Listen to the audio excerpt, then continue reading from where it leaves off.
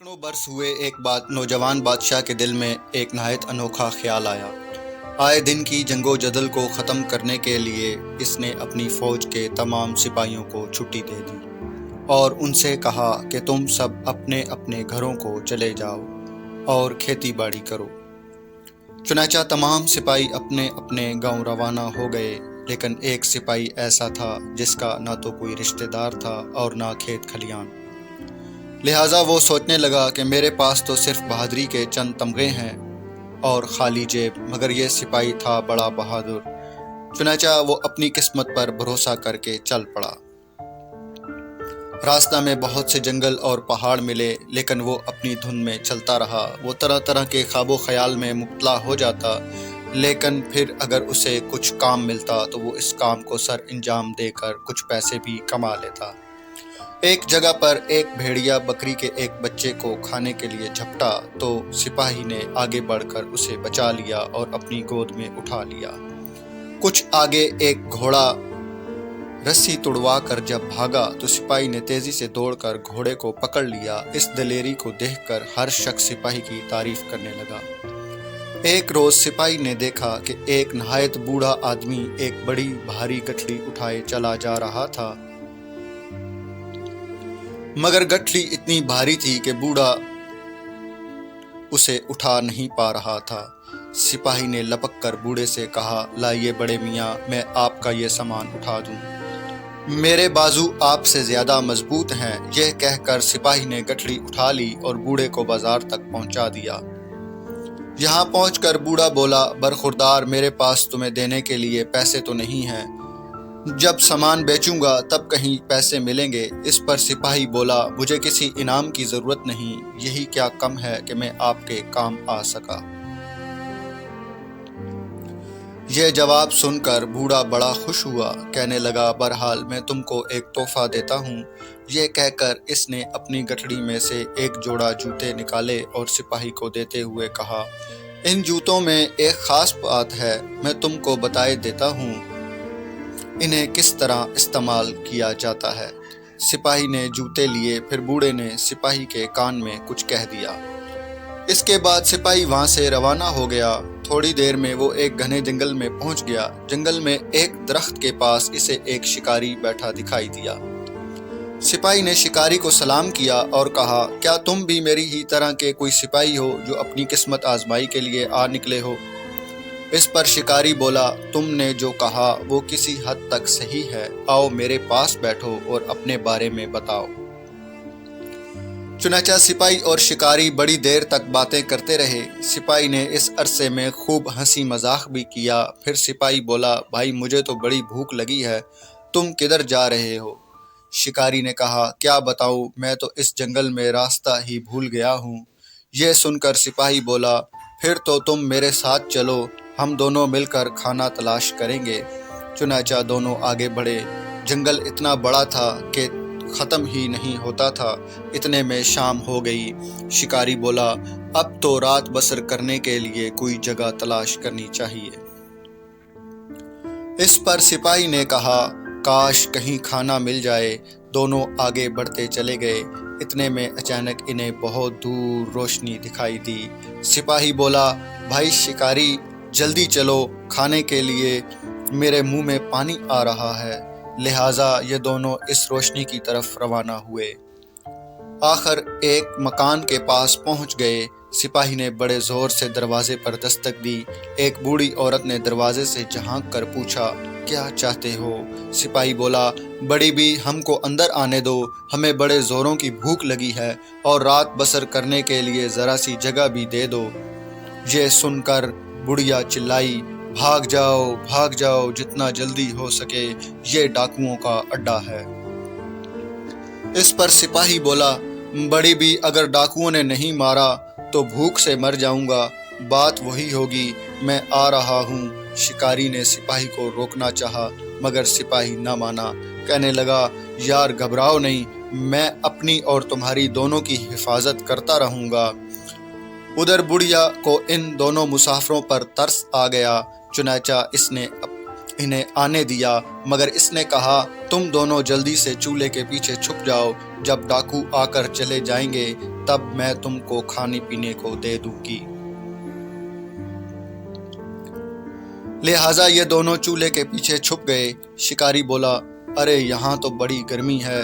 اس پر سپاہی بولا، مجھے تو گرمی کی پرواہ نہیں، ہاں بھوک نے میرا دیوالیہ نکال دیا ہے۔ اتنے میں بڑھیا آ کر بولی، چپ ہو جاؤ، وہ لوگ آ رہے ہیں، خبردار اگر جان عزیز ہے تو ذرا بھی آواز نہ نکالنا ورنہ مارے جاؤ گے۔ بڑھیا کے یہ کہتے ہی دھڑام سے دروازہ کھلا اور بہت سے آدمیوں کے چلنے کی آواز سنائی دی۔ ڈاکو اندر داخل ہو گئے۔ ڈاکوؤں نے بڑھیا سے کھانا مانگا۔ جب تک بڑھیا کھانا لائے اس وقت ڈاکوؤں نے گانے اور چیخنے چلانے کا سلسلہ جاری رکھا۔ اتنے میں بڑھیا کھانا لے آئی اور ڈاکو کھانے پر ٹوٹ پڑے۔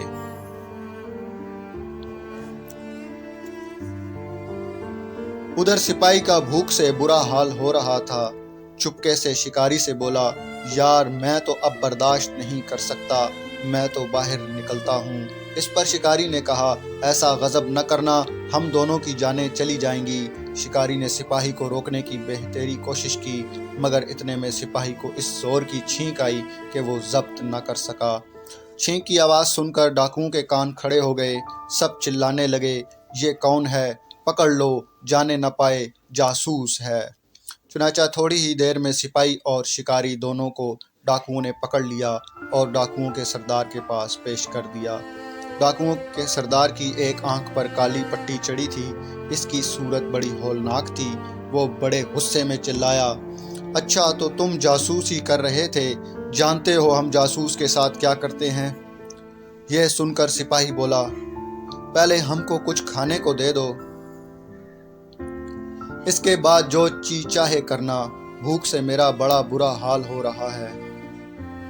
ڈاکوؤں کا سردار یہ غیر متوقع جواب پا کر بڑا متاثر ہوا، کہنے لگا، سپاہی تمہاری ہمت کی میں داد دیتا ہوں۔ پھر اس نے جواب دیا کہ ان دونوں کو کھانا دیا جائے۔ چنانچہ سپاہی اور شکاری دونوں کھانا کھانے لگے۔ سپاہی نے تو خوب ڈٹ کر کھایا، مگر شکاری پریشانی کی وجہ سے کھا نہ سکا۔ جب سپاہی کھانا کھا چکا تو ڈاکوؤں کا سردار بولا، بس اب تمہارا وقت ختم ہو گیا۔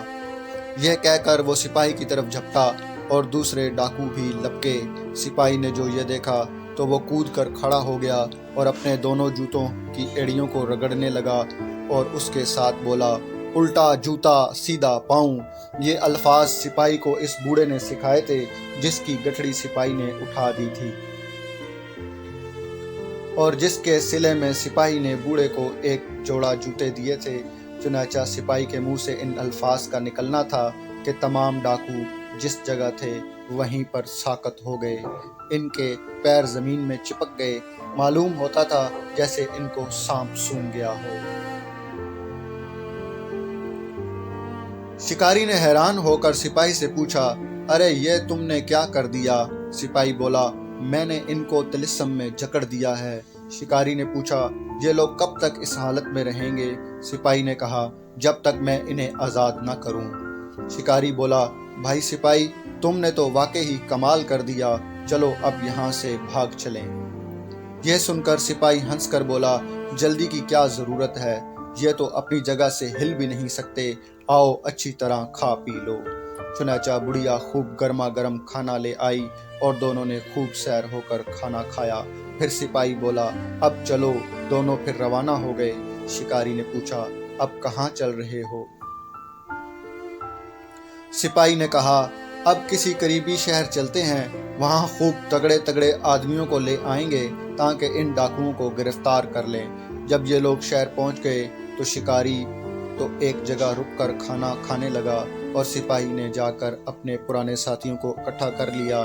پھر یہ سب لوگ ڈاکوؤں کے مکان پر پہنچ گئے۔ ڈاکو ابھی تک اسی حالت میں ساکت تھے۔ سپاہی کے ساتھیوں نے کہا، چلو ان کو رسیوں سے باندھ لیں، دیر کرنے کی کیا ضرورت ہے؟ تم لوگ پہلے کچھ کھا پی لو۔ سپاہی نے کہا۔ لہٰذا سب کھانے کے لیے بیٹھ گئے۔ جب سب خوب کھا پی چکے تو سپاہی نے اپنے آدمیوں سے کہا، اب تم لوگ ہوشیار رہنا، میں جیسے ہی وہ الفاظ ادا کروں گا یہ طلسم ٹوٹ جائے گا اور ڈاکو آزاد ہو جائیں گے۔ چنانچہ جب سب لوگ تیار ہو گئے تو سپاہی نے ایڑیاں رگڑ کر کہا، الٹا جوتا سیدھا پاؤں۔ اس کے منہ سے ان الفاظ کا نکلنا تھا کہ تمام ڈاکو گویا دوبارہ زندہ ہو گئے۔ ڈاکوؤں نے لڑنا چاہا مگر سپاہی کے ساتھیوں نے انہیں نرغے میں لے لیا اور انہیں رسیوں سے باندھ دیا۔ پھر تمام ڈاکوؤں کو ایک بیل گاڑی میں لاد کر شہر روانہ ہو گئے تاکہ ڈاکوؤں کو جیل میں بند کر دیا جائے۔ سپاہی اور شکاری گاڑی کے پیچھے آہستہ آہستہ چلتے رہے۔ جب یہ دونوں شہر پہنچ گئے تو دیکھا کہ شہر کے لوگ ہار پھول اور جھنڈے لیے استقبال کو موجود ہیں۔ پوچھنے پر ایک شخص نے بتایا کہ آج بادشاہ سلامت شہر کا معائنہ کرنے آ رہے ہیں۔ سپاہی سوچنے لگا کہ چلو اب بادشاہ کا دیدار بھی نصیب ہو جائے گا۔ تمام لوگ تالیاں بجا رہے تھے اور خوشی سے ناچ رہے تھے۔ ہر طرف بادشاہ سلامت زندہ باد کے نعرے لگ رہے تھے۔ سپاہی حیران تھا کہ بادشاہ ہے کہاں، آخر اس سے ضبط نہ ہو سکا اور وہ پوچھ ہی بیٹھا مگر بادشاہ سلامت ہیں کہاں۔ یہ سن کر شکاری نے اپنا شکاریوں والا لباس اتار کر ایک طرف ڈال دیا۔ پہلی بار سپاہی کے علم میں یہ بات آ گئی کہ دراصل وہ شکاری ہی ملک کا بادشاہ تھا۔ اس نے سپاہی کے ساتھ بڑی بے تکلفی سے باتیں کی۔ بادشاہ بولا، اس کی فکر نہ کرو، مجھے تمہاری صحبت میں بڑا لطف حاصل ہوا۔ تم بہادر بھی ہو اور خوش مزاج بھی۔ تم ہمیشہ میرے ہی ساتھ رہو گے۔ تم ہمارے حفاظتی دستے کے کپتان ہوگے اور ہمیشہ میری اور میری رعایا کی حفاظت کرو گے۔ سپاہی بولا، جہاں پناہ، میں اپنی زندگی کا ہر لمحہ آپ کی خدمت کرنے کے لیے وقف کر دوں گا۔ چنانچہ سپاہی کو شاہی حفاظتی دستے کا کپتان بنا دیا گیا۔ بادشاہ جہاں بھی ہوتا سپاہی سایہ کی طرح اس کے ساتھ رہتا۔ بادشاہ کو اس پر پورا اعتماد تھا۔